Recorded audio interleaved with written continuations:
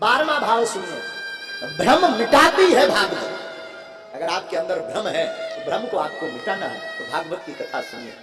13वां भाव है हमारा, भय हरती है भागवत। आपके अंदर अगर मृत्यु का भय है, लोगों का भय है, लोकाचार का भय है तो 14वां भाव है साधु जी, ठाकुर की भक्ति में भाव प्रबल कराती है भागवत।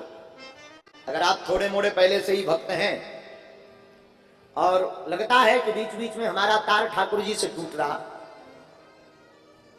सोई आप ठाकुर जी की कथा सुनिए, सोई आप गोविंद के गुणानुवाद को सुनिए, आपका भाव प्रबल हो जाएगा।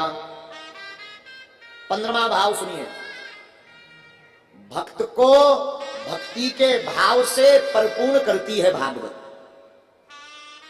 आपके शरीर मन में, आपकी बुद्धि में जो जो कमियां हैं, श्री ठाकुर जी के गुणानुवाद सुनने से आपकी वह संपूर्ण कमियां पूर्ण हो जाती हैं। 16वां, आप अगर कहते कि भगवान होते भी कि नहीं, तो भगवान का अनुभव कराती है भागवत।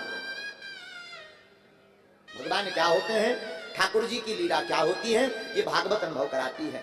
17वां सुनिए, 17वां भाव है, भोग से हटाकर गोविंद का योग सिखाती है भागवत। आप अगर भोग में विदे हैं, लोकाचार में विदे हैं और आप जानना चाहते हैं कि ठाकुर जी की महिमा क्या होती, तो अगर आप भागवत सुनेंगे तो स्वभाववश आपके जीवन में भक्ति उमड़ेगी। देखो, जिससे प्रेम होता है उसके बारे में पहले सुना जाता है। व्यक्ति का प्रेम कहां से होता है, कानों से शुरू, श्रवण, इन्हें कहते हैं श्रवण। आप बार बार किसी के बारे में सुनेंगे तो आपकी आंखें उन्हें देखने के लिए ललायत होंगी। जब आपके कान बार बार सुनेंगे और आंखें देखने के लिए ललायत होंगी और आप देखेंगे और जैसा सुना वैसा आपने पाया, तो आपका मुख स्वभाववश उसके गुणानुवाद गाने लगेगा। तो ये कीर्तन हो गया। और जब मुख बार बार गुणानुवाद गाने लगेगा, कान सुनेंगे, आंखें देखेंगी, मुख गुणानुवाद गाएगा, तो स्वभाववश उसकी छवि आपके चित्त में चिपक जाएगी। आपको फोटो वोटो खींचने की आवश्यकता नहीं पड़ेगी। यही प्रेम की परिभाषा है।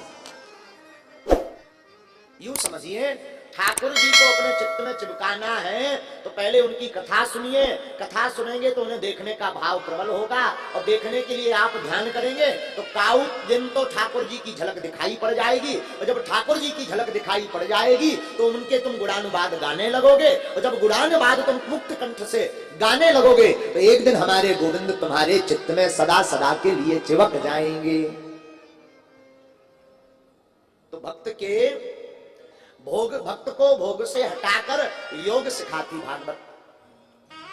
18वां सुनिए, महाराज जी, गीता योग का विषय है। गीता, श्रीमद् भगवत गीता योग का विषय है।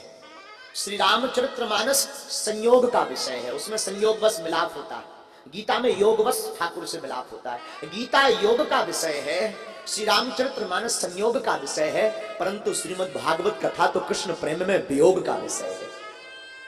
इसमें स्वभाव बस प्रभु से लगने लगता कि अब कब मिले। इसको सुनकर के अपने आप तड़पन बढ़ जाती, कथा को पढ़कर के गोविंद को मिलने की उत्कंठा जग जाती। तो भागवत वियोग का विषय। 19वां भाव, हरि का पद प्रदान करवाती है भागवत। भगवान के चरणों का पद प्रदान भागवत कथा करवाती है। इसलिए भी भागवत सुनना जरूरी है। 20वां भाव सुनिए, हरि के द्वार का रास्ता बताती है भागवत। गोविंद के दर पर आप कैसे पहुंचो, ये भागवत कथा रास्ता बताती है। 21वां सुनिए, गया, गंगा, काशी, पुष्कर, प्रयाग, आप जितने भी तीर्थ करें, उन तीर्थों के स्नान दर्शन का जो पुण्य फल प्राप्त होता है वो केवल एक भागवत कथा सुनने से, फल भागवत में बैठने से प्राप्त हो जाता है। ये महिमा भागवत की है। 22वां सुनिए, सीधी सी बात करोड़ों की कहवे तो भागवत मोक्षदायिनी एक यात्रा है। जो इस यात्रा में बैठता है वो गोविंद के गुणानुवाद को गाता हुआ मोक्ष को पा जाता है। ये 22 भाव हैं साधु जी। जो भागवत को सुनता है अथवा इनकी शरण में बैठता है वो ठाकुर जी को प्राप्त कर जाता है।